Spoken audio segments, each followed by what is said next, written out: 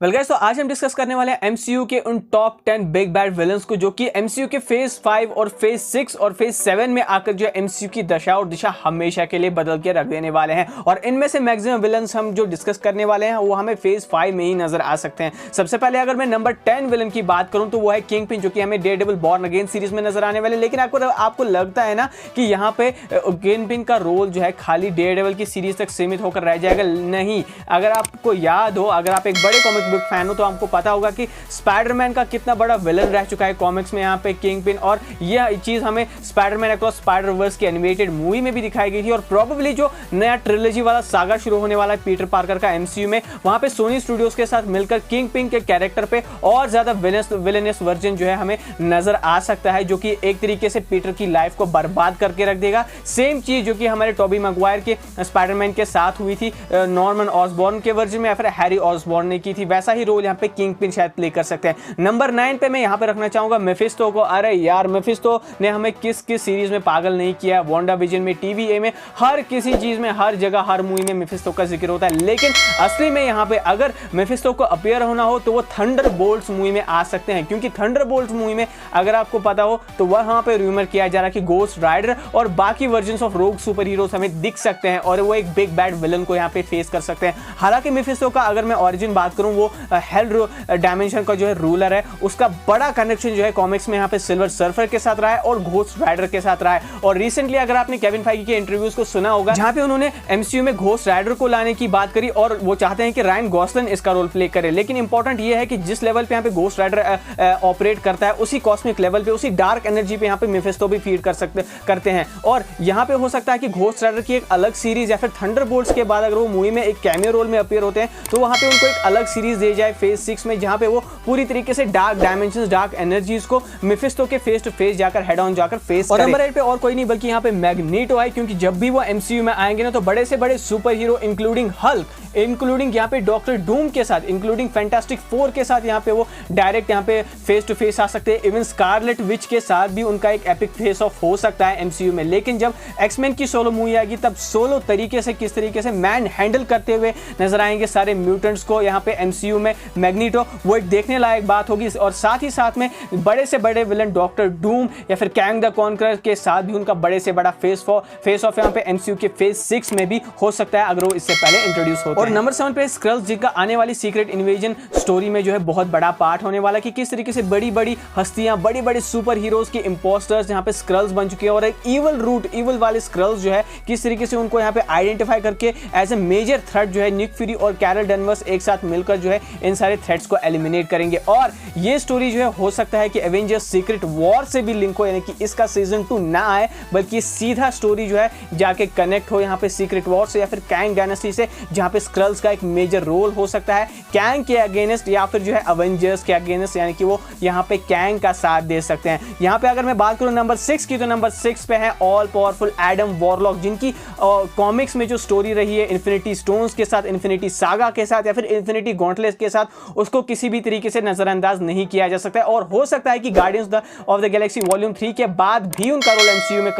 Continue हो as a villain. हो सकता है किसी और सोलो मूवी एमसीयू के फेज 7 में या फिर फेज 6 में एक बहुत ही बड़े विलन उभर कर सामने आए, या फिर एवेंजर्स सीक्रेट वॉर में भी उनका बहुत ही बड़ा रोल हो सकता है एवेंजर्स को आपस में लड़वाने में। और नंबर 5 की मैं तो क्या ही बात करूं यार, रिसेंटली लीक हुए एंटमैन द वास्प क्वांटमेनिया के टीजर में यहाँ पे हमें मोडॉक की झलक दिखाई गई थी। और वही हमारा नंबर 5 है कि किस तरीके से यहाँ पे अगर एक छोटा ही विलन है ना, लेकिन ये एमसीयू की मल्टीपल मूवीज में हमें नजर आएगा। एवेंजर्स द कैंग डायनेस्टी में हमें ये नजर आ सकते हैं। और इसके अलावा यहाँ पे ये भी रिपोर्ट सामने आई है कि जो मोडॉक का फेस है ना, मोडॉक अंदर कौन है, ये जो रोबोटिक सूट के अंदर बंदा जो बैठा ना, ये और कोई नहीं बल्कि डैरेन क्रॉस है। क्योंकि यहाँ पे बताया गया है कि जब एक लीक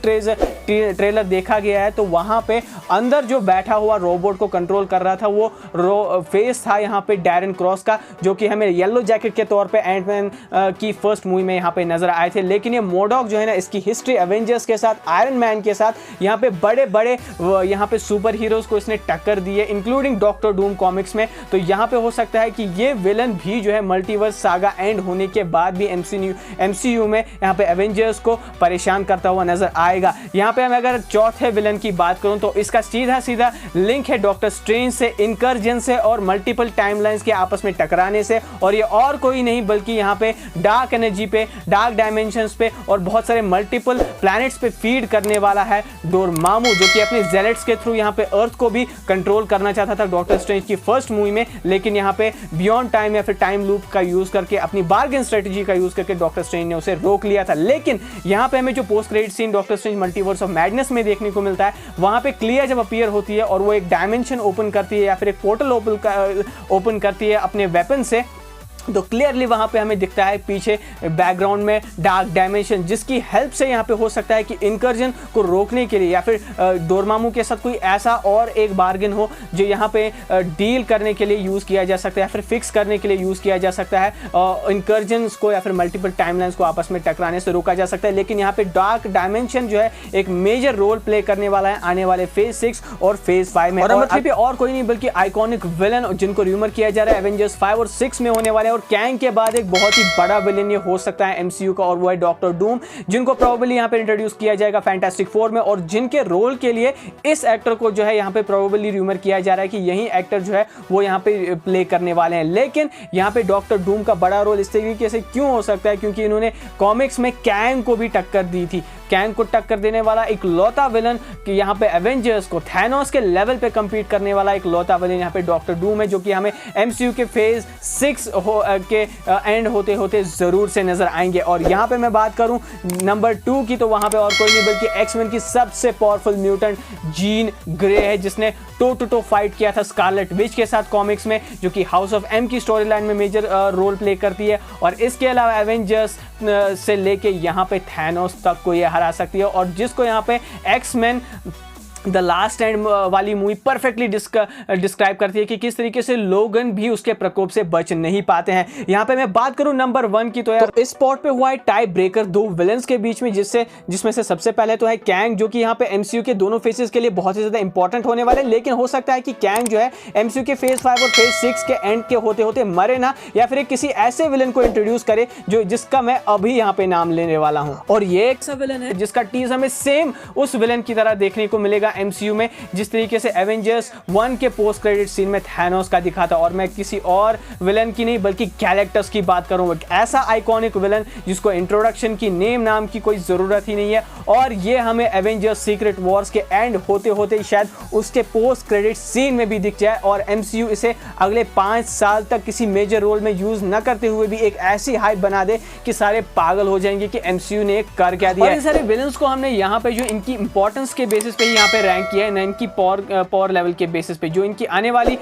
इंपॉर्टेंस होने वाली एमसीयू के एमसीयू फेज 5, फेज 6 और फेज 7 में, उन्हीं के बेसिस पे यहाँ पे इनको रैंक किया गया। और आप मुझे कमेंट सेक्शन में अपने थॉट्स बता सकते हैं कि आप सबसे ज्यादा किस विलन के लिए जो एमसीयू में एक्साइटेड है। अगर आपको ये वीडियो पसंद आया हो तो इस वीडियो को लाइक करें, शेयर करें, चैनल को सब्सक्राइब करें। मैं मिलता हूँ आपसे नेक्स्ट वीडियो में। Till then take care and be marvellous.